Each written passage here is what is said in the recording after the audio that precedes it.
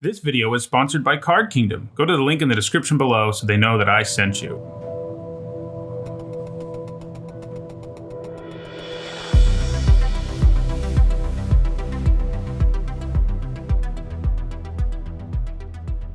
Hello everyone, it is Friday and that means it's time for another MTG Top 10. This week I'm looking at Wrath effects. What's a Wrath effect? Well, for me, it's a card that can do something comparable to Wrath of God, the card where we get Wrath from in the first place. Cards were eligible for this list, provided that they either destroy or exile all creatures.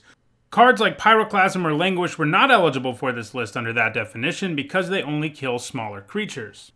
Wraths destroy or exile all creatures and don't leave anything behind, and that makes them one of the most powerful effects in the entire game. In this video, we're going to look at the 10 Wrath effects that have made the biggest impact on competitive Magic. Before we get started, a quick reminder on how I score these lists. Pro Tour and Mythic Championship top 8s are worth 2 points, as well as Legacy and Vintage Championship top 8s, and Grand Prix top 8s are worth 1 point. Now, let's look at number 10. At number 10, there's a relatively recent addition to the list in Cleansing Nova. This is a nice Wrath because sometimes it isn't a Wrath at all, and that's some pretty nice upside to have. Sure, it costs 1 more than the original Wrath of God, but that's a pretty solid trade-off for the ability to also nuke problem artifacts and enchantments. Sometimes, Wrath of God just isn't the optimal thing to have. Say, if you're at parity but your opponent has more cards in hand than you, but also has artifacts and enchantments in play. In that case, blowing up artifacts and enchantments is just going to be better. Cleansing Nova has 2 Pro Tour top 8s in Standard, one of them at Pro Tour 25th in a Turbo Fog deck, and the other in a Jeskai Control deck at Pro Tour Guilds of Ravnica. Despite having some success, it has never really taken off as a staple in the format or anything, and it is going to be rotating before too long, so its spot on this list may not be all that secure, especially because Kaya's Wrath already has 2 points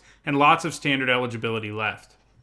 At number 9, we have MAGETA the Lion. This is a fun and nostalgic card for me to talk about because it seriously confused me when I was a kid. Not because of what it did anything, but because of the art. I was 11 when Prophecy was released, and I got this card in a booster pack, and I couldn't figure out for the life of me what the card is supposed to show. For one reason or another, I thought the main figure on the card was a statue, and that there must be a lion somewhere on the card. Obviously, the lion is just this dude's nickname, and he is pretty ferocious. Part of a pretty neat cycle of rare spell shapers that all did super iconic stuff with their activated abilities, MAGETA casts Wrath of God. You even pay the exact same mana cost as you would for Wrath, and the effect is identical as well. Though they did make it so you have to discard 2 cards instead of 1, since the card would probably be a little too powerful, because MAGETA himself survives this Wrath effect. So he can help you nuke the board and then chip in for 3 a turn for a while. He was played in the Rebel-heavy Standard format of his day and was a good way of finally putting an end to your opponent chaining a bunch of Rebel creatures together. He saw play in those decks, sideboards to bring in for the mirror, and also found his way into a control deck sideboard for dealing with those pesky Rebels. At number 8, we have a Wrath that exiles everything in Final Judgment. And sure, upgrading to exile comes at a pretty steep cost here of 2 additional mana, but it was a pretty reasonable Wrath effect for its block format. That block format was loaded up with legendary dragons with scary triggers when they died, indestructible Myojin, and creatures who could take advantage of the graveyard like Ink-Eye's Servant of Oni. This luckily was pretty effective against all of those things, and was pretty much a staple in the block format because it was so good in the metagame. That's what enabled it to snag 5 of the top 8 slots at the Kamigawa Block Pro Tour back in 2005. At number 7, we have a Wrath that costs 7 mana in Fated Retribution. 7 is indeed a lot more than 4, but you can cast this at instant speed, and it kills Planeswalkers too, and that's some pretty serious upside for a Wrath. I mean, let your opponent have their turn, nuke their board at the end of their turn, and you get to rebuild first? One of the major downsides of Wraths is that they are usually sorcery speed and clunky, so your opponent gets the first shot at rebuilding the board, but that's just not the case here.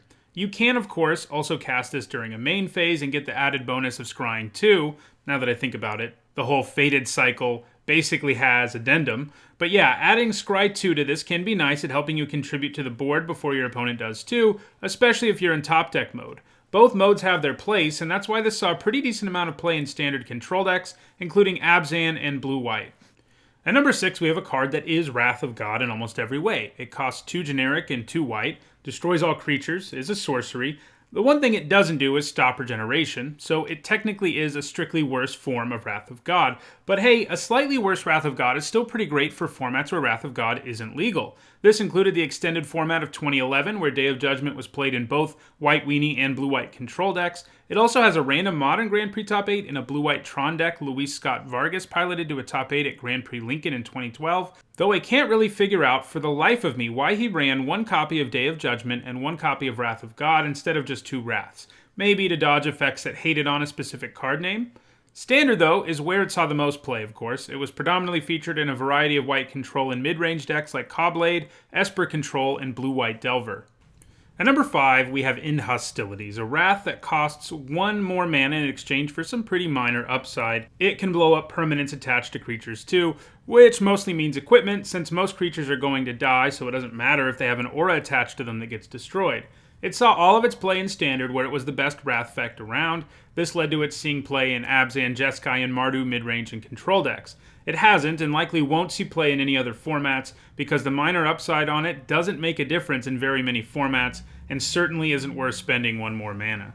At number 4, we have our second consecutive 5-mana Wrath, but the upside on this one is considerably more relevant than that on End Hostilities. Sometimes, if you're playing against a particularly aggressive deck, even if you can fire off the Wrath on curve and everything, you might be at a super low life total that puts you in danger of losing the game anyway.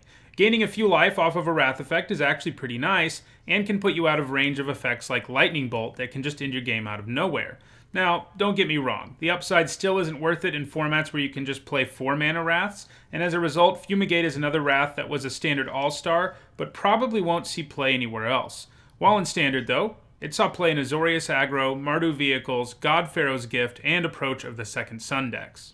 Alright, now we are in the top 3, which is entirely occupied by Wraths that have seen play in multiple formats, and the first one we're looking at is the color-shifted version of the original Wrath, Damnation, which is the only card on this list that isn't at least partly white.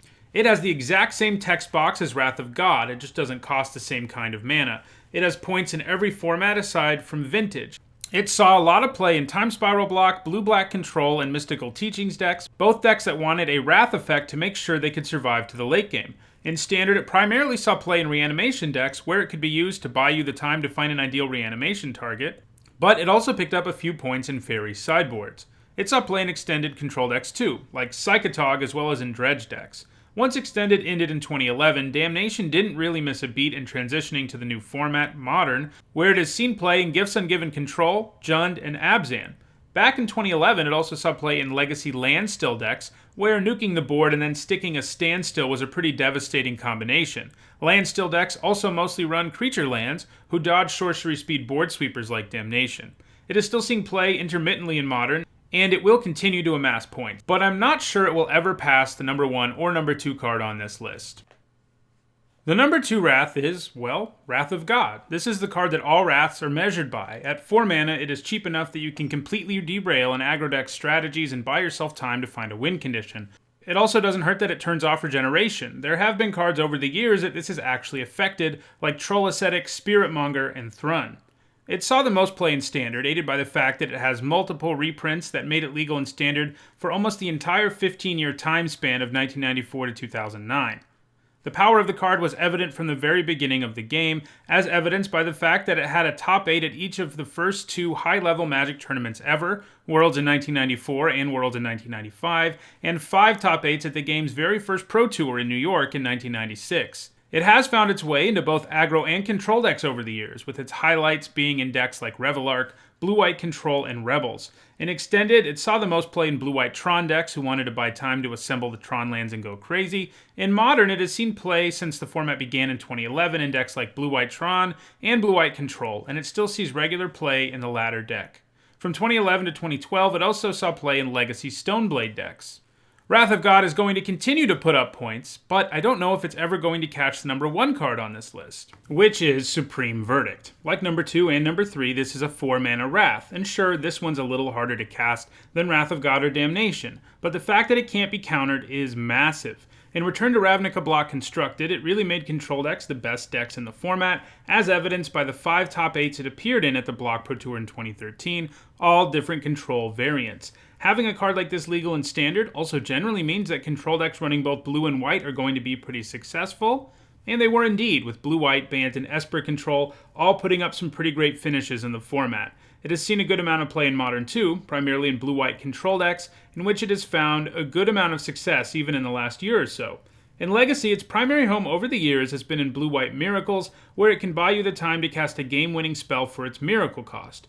Supreme Verdict has also done something none of the other Wraths on this list have done, and that's see play in Vintage. Being uncounterable is huge in a format where almost every deck is running counterspells. Its home in Vintage was primarily in Monastery Mentor decks, a deck that had its eponymous card restricted in the last year, so Supreme Verdict may not have a consistent home right now in the format, but it's going to continue to see play in other formats. And that probably means it holds on to its number 1 spot on the list. Well, that does it for this week's MTG Top 10. If you enjoyed this video, don't forget to like it and share it so that others can enjoy it too. If you want to make sure you catch future MTG Top 10s, don't forget to subscribe. If you're looking for even more MTG Top 10s, you can see the playlist on the screen now. There are a ton of them for you to enjoy. This one was the 160th. Thanks for watching.